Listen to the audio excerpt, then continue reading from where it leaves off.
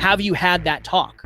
Have you sat down and had that tough, vulnerable, difficult conversation of the importance of growth to you and your fear that you're growing apart? If they're not open to it, it's important to identify that and have the courage to tell them. You seem closed off here, and I think it's really affecting our relationship. And if they don't respect you enough to hear that out and to at least be open enough to try it, then that's probably a telltale sign. Amy! Hi. Hi, Amy. What's happening? What is a good way to encourage your partner to grow when they're stuck, especially if in a depressive state and they don't have a goal at this time? That is a great question. I think you help them grow. You facilitate their growth by talking or listening to something that you're both curious about. So very similar to what Alan said, anytime Taryn and I are on car rides, we listen to podcasts, we listen to books. So on my system of success, one of the things I do every day is 40 minutes of learning. So I'll hammer that out with her. But I think that you have to be the leader. You have to be the leader in that moment and try to inspire them, not force them to make a change, but give them the opportunity and say, look, we'll do this together. Like, I started reading this book. Do you want to read it together? That's something Taryn and I have done in the past. I think you make it a team sport. And if you can make it a team sport, it's way easier to accomplish the goal together. And also, this is a fine line, but you can kind of treat the problem as the enemy, and you guys are going to conquer that together. So you're in it as a team. And I think that always makes it important, and it makes it more personal, and you feel like you're on a team with somebody, so it's easier to win. Quick disclaimer. Kevin and I have partners who are unbelievably into studying relationships. Yes. Blessed. Hashtag blessed. How many books on relationships does Taryn have? I had to move them. So when we moved, it's 2 full clothes baskets filled with books, and they weigh, I don't know, 150 pounds total. So if all of this sounds too good to be true or all that, I just want to make sure we're giving credit. Like, Emilia has spent her entire adult life studying relationships. She's a relationship coach. So I just want to acknowledge that too, that does make it way easier for us to grow with our partners. For sure. Taryn taught me The Bid System by John Gottman, and John Gottman writes books on relationships. So I think it's important to say that, genuinely. Taryn's been studying relationships for a lot longer than we've been in one. Right. And she also has her master's in behavioral. She's a behavioral analyst, so she knows her stuff. But exactly. I think it's very important. It's a very important disclaimer. For sure. Okay. So we, in a weird way, we're just blessed, dude. They both study relationships all the time. I just show up. Yeah, right. I just try to show up and hang in there. All right. So, okay, I got this up here. I'm going to reread the question. I'm sorry, everybody. I was doing some technical stuff because the questions are up on the big technical screen. Jargon. What is a good way to encourage your partner to grow when they're stuck, especially if in a depressive state and they don't have a goal at this time? I want to make sure that I don't reiterate everything Kevin said because I was dealing with the technical stuff while he was talking, but I would just say this. I believe inherently that everyone has aspirations. They just got covered up by a bunch of mud. And so the right questions will change the game. So, for example, with Emilia, we were away on a boat at the lake house like a while back, a weekend ago. And I asked her, if you were going to give a TED Talk to the world and 100 million people were going to see it, what would you speak on and why? And what would be the title? See, questions like that are going to uncover people's aspirations. You can't force someone to set big goals, but you can help them uncover their dreams. And hopefully that's helpful. Boom. On to the next one, Amy. How do you get someone to be more vulnerable when their walls are as long and tall as the Great Wall of China? It's very, very descriptive. I like that question. Wow. Do you want to answer this one first? Yeah. Oh, well, now the whole thing is off the rails. The whole thing is off the rails again. Apologize for the technical jeffings. Okay. I would first have a courageous communicate. I think you have to lead by example. Have you been vulnerable with this person? And do they even know what vulnerability is? So I'm going to be vulnerable and admit this.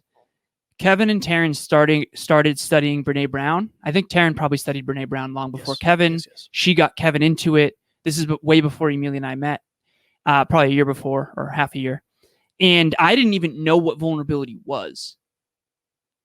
Not saying that I was never vulnerable, but I didn't really understand it. And I didn't really understand the value of it. And I certainly didn't understand it as the bottleneck to to my relationship. So I guess if you want to help someone become more vulnerable, you're going to have to, this is another thing that I'll say too. And we do relationship talks often. And sometimes when Emilia and I do relationship talks, she'll connect with the female a lot more and I'll connect with the male a lot more. And we were on the phone recently with a very, very exceptional man, young guy, absolutely genius engineer. And I have a lot of what he values, and I'm a lot older than him. So I think he subconsciously respected me enough. And I talked to him about vulnerability. I said, honestly, I believe the bottleneck in you two's relationship is actually you, brother. And it's nothing against you, because I struggled with this too, because I went to engineering school too. I get it. Like, the engineering mind isn't naturally vulnerable.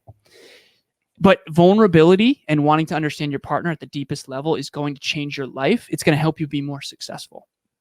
For people like me, if you're a guy out there listening who is like me, you just want to feel successful. And lighting Emilia up makes me feel successful. And vulnerability lights her up. And so hopefully that will help as well. You have to understand what your partner values and maybe why they're not being vulnerable, and try to explain it in a way they can understand it based on what they value. I think it depends on whether you are a masculine energy or a feminine one. I think if you're a feminine energy, you long to feel safe. So I think it has to come through proof. Your partner, so if you're the masculine, or maybe you're both feminine in the relationship, whatever it is, you have to show safety through proof. Over time, I don't know that it's something you can just snap your fingers and get somebody to do. You have to show them that it's safe for them to do that. Because more often than not, somebody has been vulnerable in their past and they've probably been hurt, or they've been embarrassed, or they've been, the old adage for little boys is wipe some dirt on it. Like, stop crying. Why are you crying? That whole thing forces men a lot of times to think that they can't be vulnerable. So I think for me, it always helped to be able to show quote unquote weakness. Like, me crying isn't weakness. It's actually strength. And I'm blessed to have a partner that sees that. But I think you have to have an honest conversation of why vulnerability is important to you, and what is this person going to get out of being vulnerable. Also, check in with their past. Like, why do you feel like it's hard for you to communicate your feelings? Like, that might open a rabbit hole of, well, when I was a kid, this happened, right? Or maybe that's your initial dive into vulnerability, and you keep checking in. You keep asking questions. I think questions uncover it, but I do believe that you have to let the person know why it's important for you, for them to be vulnerable. I think it's very important to get the why power out there. I think it's very important. If they're not open to it, it's important to identify that and have the courage to tell them, you seem closed off here. And I think it's really affecting our relationship. And if they don't respect you enough to hear that out and to at least be open enough to try it, then that's probably a telltale sign. And be vulnerable first, like Alan said. Amy? How do you encourage your partner to do check-ins when they don't take them as seriously as you would like? Such a great question. I would just reiterate what I said. Like, it's hard because you can't force somebody into self-improvement. Right. It just doesn't work. They kind of have to be ready, but I think you have to show them why it's so important. Show them this meetup. Show them the pictures of Alan and Emilia, or Taryn and I, and say, this is what creates a successful relationship. Understand this. Anybody watching or listening, Alan and I know the behind the scenes of many, many, many people. Most people aren't in happy relationships. Genuinely. They just aren't. Genuinely. They just aren't. And the reason why is because it takes work. So I think this was a huge... And we weren't taught very much as well. Valid. Like, in school, we no relationship course, right. Nothing. So I just want to say that. I think it's an important thing to understand that a good relationship takes work. It just does. It doesn't happen. It's not like a Cinderella story where everything just works out. One of the things we talked about was some myths recently. Love doesn't conquer all. So you guys can love each other, but if you're not working on the relationship with vulnerability, with consistency, with communication, with check-ins, then you might be in for something that's not going to last in the long run. So I think you have to start, and you have to kind of lead the dance, but you also have to talk about why it's so important. Why is it important to you to do check-ins? I think that's an important thing. And I also think if you can attach it to what the person values, kind of like Alan said earlier, right. For men, this is what I always say. When you're vulnerable, the sexual intimacy almost always goes up. For sure. When if you're a woman and you're vulnerable, then you feel safe as long as your partner is showing you the right sign. So I think you have to show them through what they value, what they're actually going to get out of it. Ladies and gentlemen, one of the biggest issues for our listeners that we've seen is not everybody has people in their corner trying to lift them to the next level. And even the people who are trying to help don't always know how. That's why Kevin and I created Next Level Group Coaching. It's a 3-month program on teams of 10 with all people committed to achieving their goals. Click the link in the show notes for more information. And we only take 10 people at a time, so make sure you get in quick. Understand as well the turtle shell versus the puffer fish. It's a defense mechanism because we don't want to be hurt. So some people shell up and hide. Other people ego up and don't want to, they put up these huge walls. But the original question was, how do you encourage a partner to value check-ins that get them to take it more seriously? Okay. Does your partner value you at a level 10? One of the questions I wish I had asked myself earlier in life was, does this person admire and value me at a level 10? It wasn't long ago, Emilia texted me and she said, "You are the greatest man I have ever known." And for me, there is no greater success than to have the person who knows the behind the scenes the most. Like the real me, like who I really am behind the scenes, not in the studio, not dressed nice, not like the behind the scenes, full naked truth of who I am, literally and figuratively. To believe that, the best man she's ever known, to me, there is no greater success than that. Genuinely. And so, does your partner value you at that level? Very quick story. We'll move on to the next question. When I was in a relationship several years ago, I had a friend of mine who was in another relationship who posted a love letter about her partner. And I saw it and I read it and I was like, my partner would never say those things about me. And after that, I never felt the same because I was like, I know that I'm settling. She just would never say those words about me. I want to be with someone who actually values who I am as a man. And again, it's nothing against my ex. We had core values, core aspirations, and core beliefs in conflict for sure. And again, that is what it is. But ask yourself the tough questions. Does my partner value me at a level 10? By the way, at the beginning of the relationship, I bet you they did. The honeymoon phase, they valued you and admired you at a level 10. What would you do for when you were falling in love, when you were first falling in love? What would you do for your partner? Anything. And then a few years, few months, whatever, eventually it starts to fade. It doesn't have to. It doesn't have to. My relationship's only gotten better from the moment I met her, genuinely. And I struggled for so many years to believe that that existed. But it is because of the work we've put in. It's because of this stuff we're teaching you today. And honestly, it's because of them, genuinely. Mostly because of them. And they taught most of us this. We actually did an episode once, I think a meetup once, on what we learned from our future wives. A lot of this is from them, genuinely. So relationship talks is only a thing because of Emilia. Hopefully that answers the question. How can you help your partner figure out what their goals and dreams are if they've never had a conversation around this before? Go first on this one. Okay. How can you help your partner figure out what their goals and dreams are if they've never had a conversation around this before? Okay. They need to understand what they're leaving on the table. I believe everyone would have bigger goals and dreams if they understood the downside of not having them. So you have to kind of articulate that. So the best way to do this is, okay, I'll use Kevin as an example. Oh boy. Back when Kevin was kind of drifting around and didn't really, he worked at a job he didn't really love, but he had money. He traveled. He didn't really love it, but he did go out a lot. He had what I refer to as a pleasure-centered life, and so did I, so I'm not making this wrong.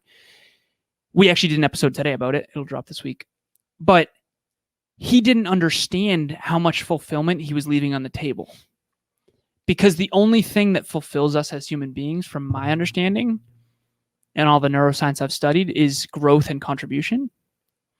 So if your partner doesn't understand the benefits of big goals, Stephen Kotler, we had him on the show. He said, we are all designed to go big, and not going big is actually bad for our well-being. And I believe that to my core. I believe we're all meant to go big. Now, what we go big in is unique to us. But from a neurobiological, neuroscientific standpoint, Stephen Kotler breaks down the 8 reasons and causes of depression and how 6 of the 8 of them are mostly caused by not having goals, not having direction, feeling like you have a meaningless life. Try your best to explain that to your partner. If you can't, send them a resource. Tony Robbins' TED Talk might do it. Tony Robbins' TED Talk woke me up when I was 26 years old after my car accident. I think it's one of the best ways to really wake someone up not to go have big goals and achieve all this stuff. No, how to be fulfilled, unique to you. I think there's a big difference between figuring out what your goals and dreams are and actually doing something about them. I'm convinced that many people know what they want. They're just afraid to do it. But Alan gave you the deeper understanding. I'll give you the tactic. This is my frame. And this kind of sort of worked for me in a weird way. If I was to give you $1 billion tomorrow and tell you could do whatever you wanted, but it had to be in the service of others, what would you do? So episode 7 of the Hyperconscious podcast, way before Next Level You was a thing, way before the studio, any of this was a thing. I was working that job that Alan mentioned. I was partying, definitely, more than I am now, for sure. I was getting high a lot, Oh, yeah. A little bit of the reefer. The devil's lettuce. The devil's lettuce. I was doing a lot of that. But I sat down after a long week of work when I got home. I actually remember I drove 6 hours home from New Jersey and literally set up my podcast equipment and recorded episode 7. And I said, the life I want to be able to podcast whenever I want. I want to interview amazing people. I want to have an amazing relationship. I want to be able to go to the gym when I want and spend time with friends when I want.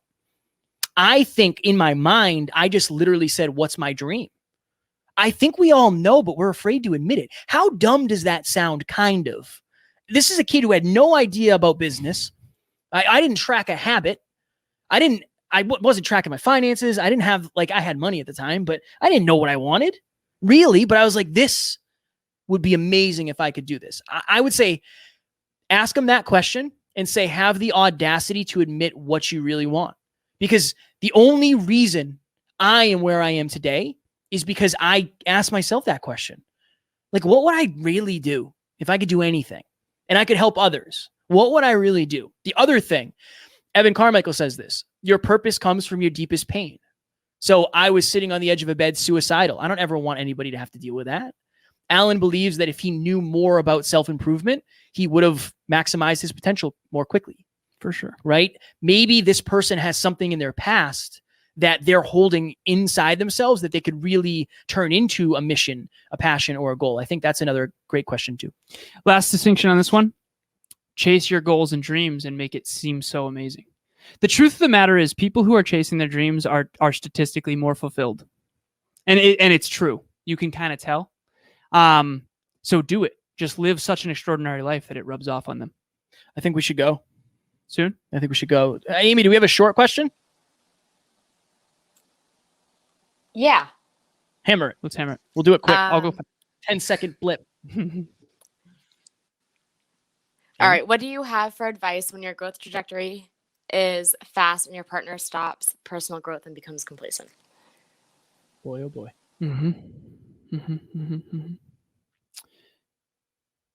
Every relationship in your life is feeding you or bleeding you.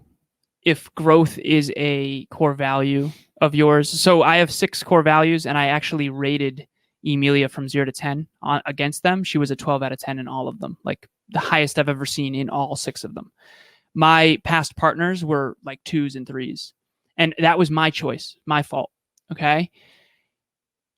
If your partner is complacent and you feel like you've tried everything you can, maybe you outgrowing them is going to be the catalyst to their own dreams.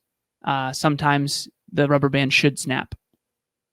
Ooh, I think that's true. I have a little different. Okay, quick.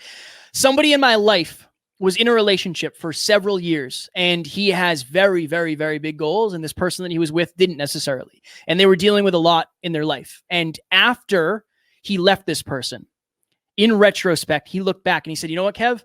I really wish I had that hard conversation. I literally never even gave this person the chance to grow. I just assumed they knew exactly what I wanted. So if you're out there, my first and only question for you, have you had that talk? Have you sat down and had that tough vulnerable, difficult conversation of the importance of growth to you and your fear that you're growing apart. I believe that's the answer to so many questions. For sure. Is sit down and have the difficult conversation. It's difficult. I know it's way easier to say it than it is to do it, but I would give that advice. You dig it? The quality of your life will be directly correlated to the quality or the number of difficult conversations that you have. It's a quote that I've always lived by. Yes, I dig it. Who is that? Was that Tim Ferriss? Tim Ferriss. Oh Yep. my goodness. Your quote game. I'm on to you. You're on to I know your quotes. now you know. Ladies and gentlemen, thank you, Amy, for the questions. Thank you, everybody, for the amazing questions. We love you. There's the timer. We appreciate you. And as always, we do not have fans. We have family. We will talk to you soon. Talk to you soon. Bye.